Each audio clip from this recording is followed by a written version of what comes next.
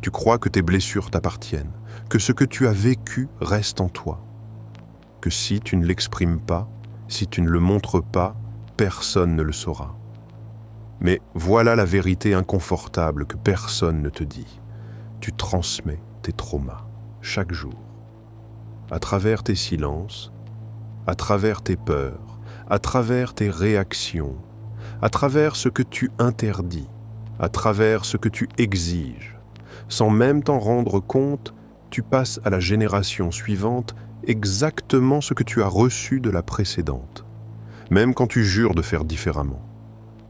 Tu as vécu quelque chose, peut-être dans l'enfance, peut-être plus tard, quelque chose qui t'a marqué profondément, un parent absent, une violence verbale ou physique, un abandon, une humiliation publique, une insécurité financière constante, un silence pesant sur un sujet tabou, une pression écrasante pour réussir, un manque d'affection, un manque de limite, peu importe ce que c'était. Ce qui compte, c'est que ça a laissé une trace, une blessure, une peur, une croyance sur le monde, sur toi-même, sur les autres. Et tu as grandi avec ça. Tu as appris à vivre avec. Tu as développé des stratégies pour ne plus avoir mal. Pour ne plus revivre ça, tu t'es dit, consciemment ou non, moi je ne ferai jamais ça à mes enfants. Moi je ne reproduirai pas ça. Moi, je serai différent. Et tu es sincère. Tu veux vraiment faire mieux, être mieux, donner mieux. Tu as identifié ce qui t'a fait souffrir et tu as décidé de ne jamais l'infliger à personne d'autre. Mais voilà ce qui se passe, ce que personne ne t'a expliqué.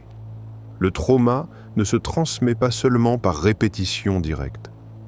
Il se transmet aussi par réaction, par compensation, par surprotection, par silence, par ce que tu évites, par ce que tu contrôles, par ce que tu interdis sans explication. Le trauma se transmet même quand tu essaies de faire exactement l'inverse de ce que tu as vécu. Pour comprendre comment ça fonctionne, il faut comprendre ce qu'est vraiment un trauma transmis. Ce n'est pas forcément un événement dramatique, ce n'est pas obligatoirement une violence visible, c'est une empreinte émotionnelle, une peur non résolue, une croyance limitante, un pattern relationnel dysfonctionnel qui se transmet d'une génération à l'autre, pas par les gènes, pas par la biologie, mais par les comportements, par les réactions, par les non-dits, par l'atmosphère émotionnelle que tu crées sans même t'en rendre compte. Prenons un exemple concret. Ton parent a grandi dans la pauvreté. Il a manqué de tout. Il a connu la faim, le froid, l'insécurité matérielle constante. Cette expérience a créé en lui une peur profonde, la peur du manque.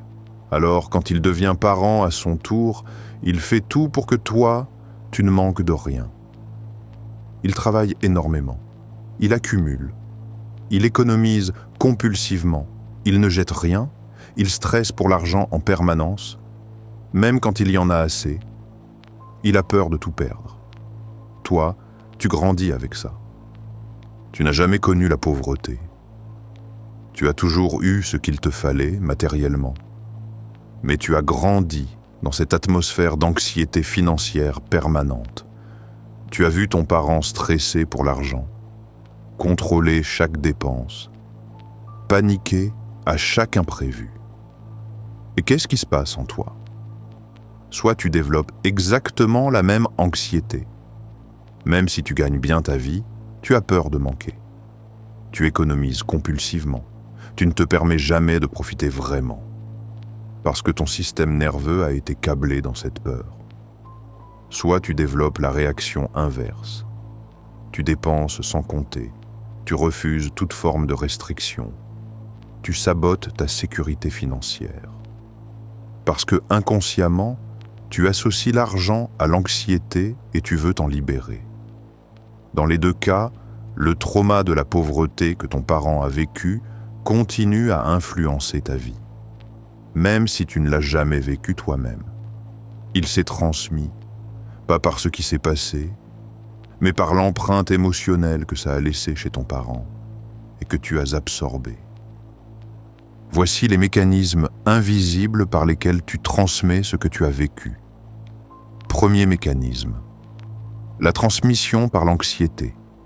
Tu as peur, une peur profonde, souvent inconsciente, peur qu'il arrive à tes enfants ce qui t'est arrivé à toi, peur qu'ils souffrent comme tu as souffert. Alors tu deviens hyper vigilant, surprotecteur, tu contrôles, tu interdis, tu surveilles, non pas par autoritarisme, mais par peur.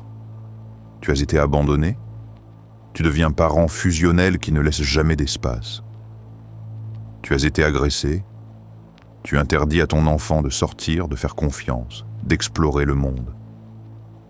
Tu as été critiqué publiquement, tu surprotèges ton enfant de toute forme de jugement extérieur. Ton intention est bonne, tu veux protéger. Mais ce que ton enfant reçoit, ce n'est pas la protection, c'est ton anxiété. Il grandit en sentant qu'il y a du danger partout, que le monde est menaçant, que les autres sont dangereux, même s'il n'a jamais vécu ce qui a créé cette peur chez toi. Il hérite de ta peur, pas de l'événement qu'il a causé. Deuxième mécanisme, la transmission par le silence. Tu as vécu quelque chose de douloureux, quelque chose dont on ne parlait pas dans ta famille, un secret, une honte, un sujet tabou. Alors tu as appris à te taire, à ne pas poser de questions, à ne pas exprimer certaines émotions, à ne pas aborder certains sujets. Et maintenant, toi aussi, tu ne parles pas. Pas parce que tu veux cacher, mais parce que tu ne sais pas comment en parler, parce que les mots te manquent, parce que ça réveille en toi quelque chose de trop douloureux. Alors il y a ce silence, cette absence d'explication, cette zone floue que ton enfant sent mais ne comprend pas. Et ce silence, pour lui, devient une angoisse, une question sans réponse, un vide qu'il remplit avec son imagination, souvent pire que la réalité. Tu transmets le trauma, non pas en le racontant, mais en ne le racontant pas, en créant un trou noir émotionnel autour de quelque chose. Troisième mécanisme, la transmission par la réaction excessive. Quelque chose se passe, quelque chose d'anodin.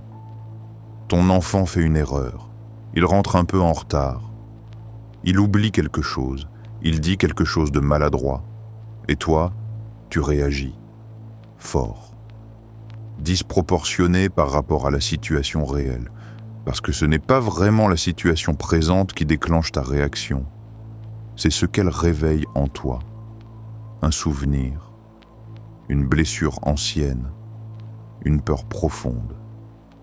Tu as été puni sévèrement pour la moindre erreur. Tu deviens parent qui panique à la moindre imperfection de ton enfant. Ou au contraire, parent qui ne pose aucune limite par peur de reproduire cette violence.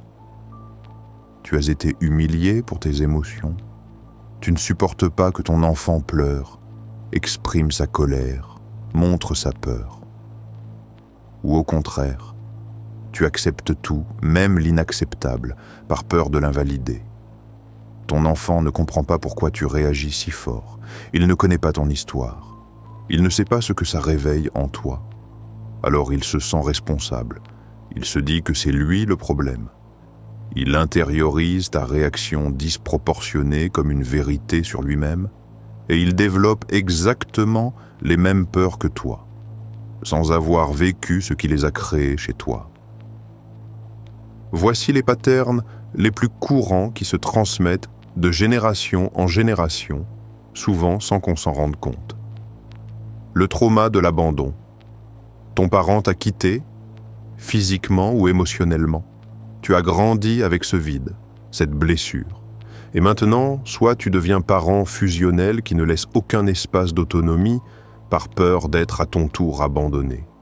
Soit tu reproduis l'abandon en étant émotionnellement absent, même quand tu es physiquement présent.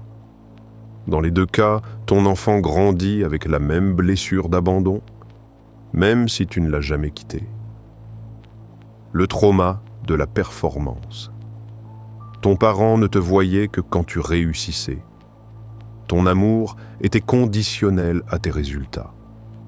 Alors tu as appris que tu ne vaux que par ce que tu accomplis. Et maintenant, soit tu reproduis cette pression sur ton enfant en valorisant uniquement ses succès, soit tu surcompenses en ne lui demandant jamais rien par peur de le presser. Mais dans ce cas, il ne reçoit aucun cadre, aucun défi et développe une autre forme d'insécurité. Dans les deux cas, il n'apprend pas qu'il a de la valeur juste en étant lui-même. Le trauma de l'invalidation émotionnelle. Tes émotions étaient minimisées, punies quand tu étais enfant. Arrête de pleurer. Tu n'as aucune raison d'être triste. Tu es trop sensible. Alors tu as appris à étouffer ce que tu ressens. Et maintenant, face aux émotions de ton enfant, tu reproduis la même invalidation. Parce que ces émotions te mettent mal à l'aise. Elles réveillent les tiennes, celles que tu as enfouies. Ou au contraire, tu surinvestis chaque émotion, tu dramatises tout par peur de l'invalider. Dans les deux cas, ton enfant ne développe pas une régulation émotionnelle saine. Le trauma de l'insécurité. Tu as grandi dans l'imprévisibilité. Tu ne savais jamais à quoi t'attendre. Ton parent pouvait être aimant un jour et froid le lendemain, présent puis absent, calme puis explosif. Tu as développé une hypervigilance, un besoin de contrôle pour anticiper le danger. Et maintenant, soit tu reproduis cette imprévisibilité malgré toi, parce que tu n'as jamais appris autre chose, soit tu surcontrôles tout pour créer la sécurité que tu n'as jamais eue. Mais dans ce cas, ton enfant grandit sous cloche, sans apprendre à gérer l'incertitude normale de la vie. Dans les deux cas, l'insécurité se transmet. Voici ce qui rend cette transmission particulièrement cruelle. Tu fais de ton mieux, vraiment. Tu ne veux pas faire mal. Tu ne veux pas reproduire ce que tu as vécu. Au contraire, tu essaies activement de faire différemment. Mais le trauma inconscient est plus fort que l'intention consciente. Parce que ton trauma vit dans ton système nerveux, pas dans ta tête, pas dans tes intentions, dans tes réactions automatiques, dans ce que tu ressens quand certaines situations se présentent. Tu ne peux pas contrôler consciemment quelque chose qui se déclenche en dessous de ta conscience. Quand ton enfant pleure et que ça réveille en toi cette détresse ancienne, ton corps réagit avant que ton esprit puisse choisir. Quand ton enfant fait une erreur et que ça active ta peur profonde de l'échec, ta réaction part avant que tu puisses la modérer. Quand ton enfant demande de l'autonomie et que ça touche ta blessure d'abandon, ton anxiété monte avant que tu puisses la raisonner. Tu n'es pas un mauvais parent. Tu es un parent qui porte un trauma non résolu. Et ce trauma se manifeste malgré toi, dans tes silences, dans tes peurs, dans tes réactions, dans ce que tu permets et ce que tu interdis, dans l'atmosphère émotionnelle que tu crées. Ton enfant absorbe tout ça, pas intellectuellement, émotionnellement. Son système nerveux se calibre sur le tien. Il apprend à lire tes émotions avant même de parler.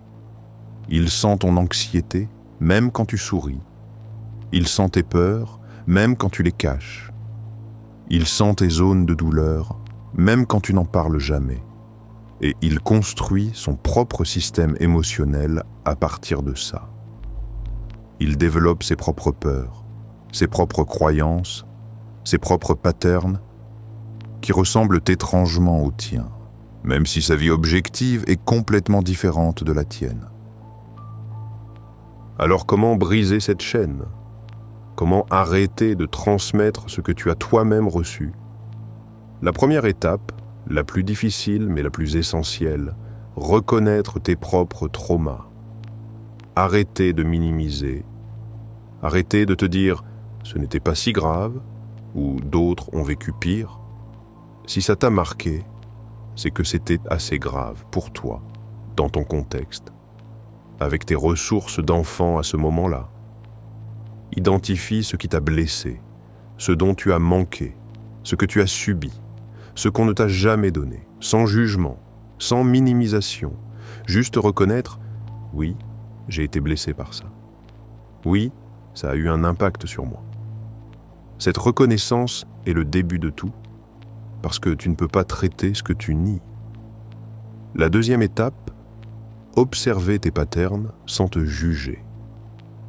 Regarde comment tu réagis avec tes enfants, tes proches, dans tes relations. Quelle situation déclenche des réactions disproportionnées chez toi? Quel sujet évites-tu systématiquement? Quelle peur te pousse à surcontrôler? Où reproduis-tu exactement ce que tu as vécu? Où surcompenses-tu dans l'autre extrême? Observe. Sans te blâmer, tu n'es pas coupable d'avoir des traumas. Tu n'es pas coupable de les transmettre inconsciemment. Mais tu deviens responsable à partir du moment où tu en prends conscience. La troisième étape, faire ton propre travail de guérison. Pas pour être un parent parfait, ce parent n'existe pas. Mais pour résoudre ce qui est résolvable, pour apaiser ce qui peut l'être, pour comprendre tes déclencheurs, pour développer de nouvelles réponses émotionnelles. Parfois, ça passe par la thérapie, parfois par des lectures, des groupes de parole, un travail personnel approfondi. Mais dans tous les cas, ça passe par reconnaître que ton trauma mérite d'être traité. Pas pour effacer le passé, mais pour qu'il cesse de contaminer le présent. La quatrième étape, parler. Briser le silence. Expliquer à tes enfants, quand c'est approprié selon leur âge, que parfois tu réagis fort, non pas à cause de ce qu'ils font, mais à cause de quelque chose qui vient de ton histoire. Quand je réagis comme ça, ce n'est pas toi le problème. C'est quelque chose en moi que ça réveille. Je travaille dessus. Cette honnêteté est libératrice, pour toi et pour eux, parce qu'elle les décharge de la responsabilité de tes émotions. Elle leur montre que tu es humain, faillible, en processus, et ça, c'est un cadeau énorme. La cinquième étape, accepter l'imperfection. Tu vas continuer à transmettre certaines choses, malgré tous tes efforts. Parce que tu es humain, parce que tu portes une histoire, parce que la guérison n'est jamais linéaire ni complète, mais tu peux réduire, tu peux conscientiser, tu peux réparer quand tu te rends compte que tu as dérapé.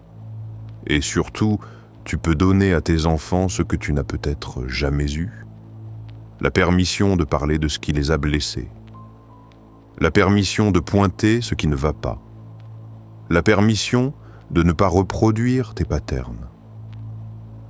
Voici la vérité la plus importante, celle qui peut changer le cours de plusieurs générations. Tu n'es pas condamné à transmettre ce que tu as reçu. La chaîne peut être brisée.